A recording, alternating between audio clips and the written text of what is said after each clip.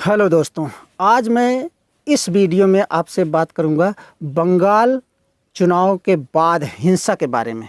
बंगाल में चुनाव के बाद कोई हिंसा हुई ही नहीं है। एक तरफ मनु सिंघवी ये भी कहते हैं कि कई लोगों के पकड़ा गया है, कई लोगों को जेल में बंद किया गया है, कई लोगों के ऊपर कार्रवाई की जा रही है, ये कहते हैं। और दूसरी तरफ कहते हैं कि बंगाल में चुनाव के बाद कोई हिंसा हुई ही नहीं है।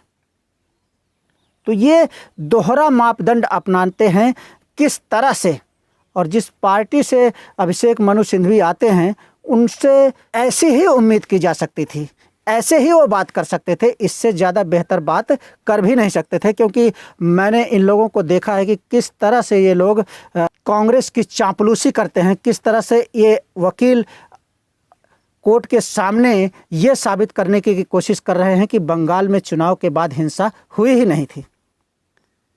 जिस औरत का बलात्कार हुआ था सामने से वह आकर कह रही है, तो तब भी आपको यकीन नहीं है कि मेरे साथ ये वायलेंस हुआ है, ये मेरे साथ गलत हुआ है, तब भी आप उसको नकार रहे हैं।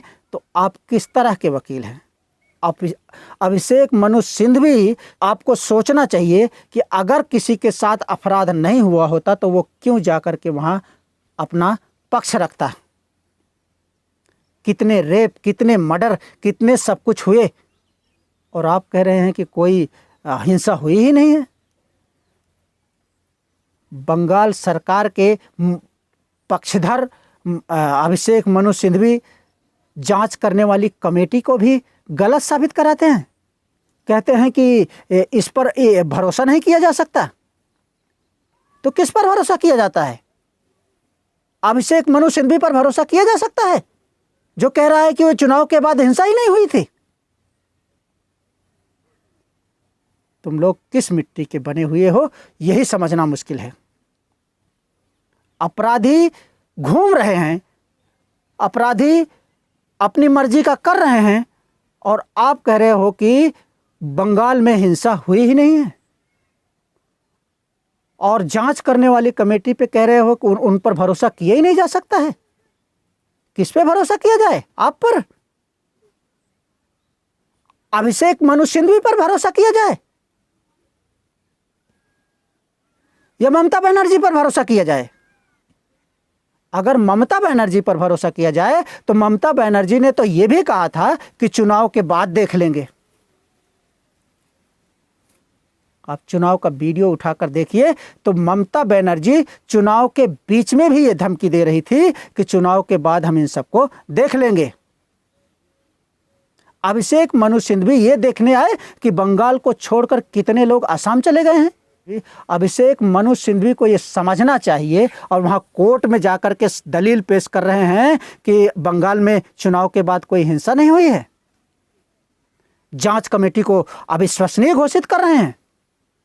एक वकील अपनी केस जीतने के लिए इतना नीच हो सकता है, इतना नीचे गिर सकता है, ये तो कोई सोचा भी नहीं होगा जितना आप नीचे गिर रहे हैं।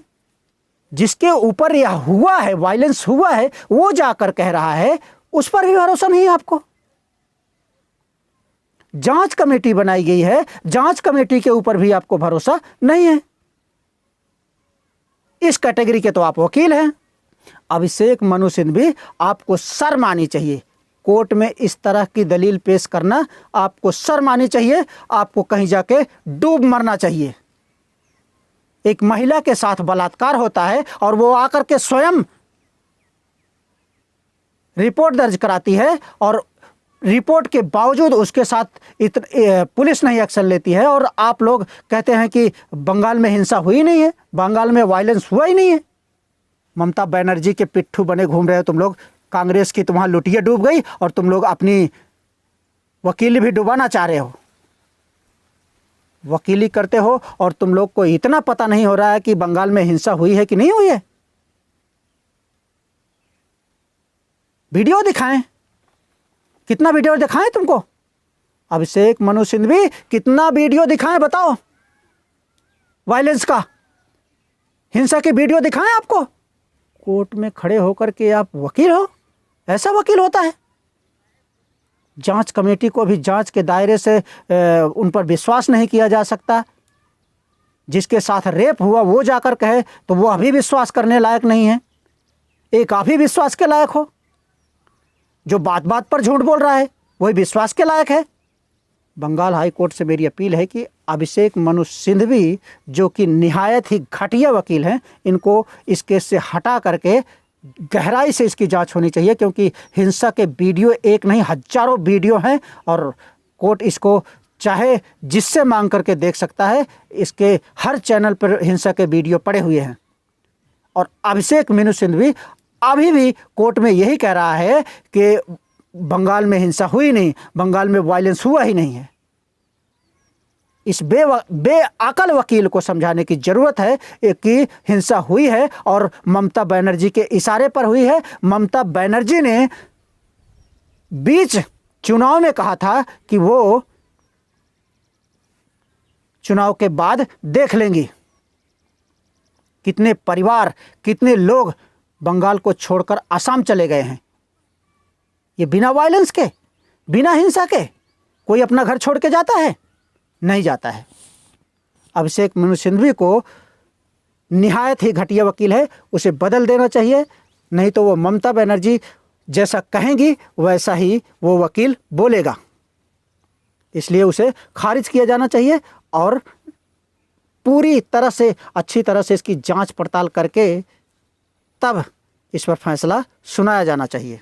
दोस्तों, आप लोगों से मेरी एक रिक्वेस्ट है कि मेरा ये जो चैनल है DrishtanTLiveNews.com, इसको सब्सक्राइब कर लें और बेल आइकॉन को भी हिट कर दें ताकि आपको मेरे सारे वीडियो आसानी से मिल सकें।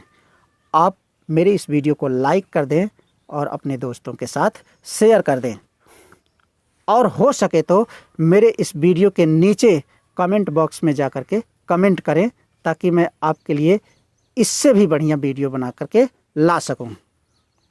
धन्यवाद।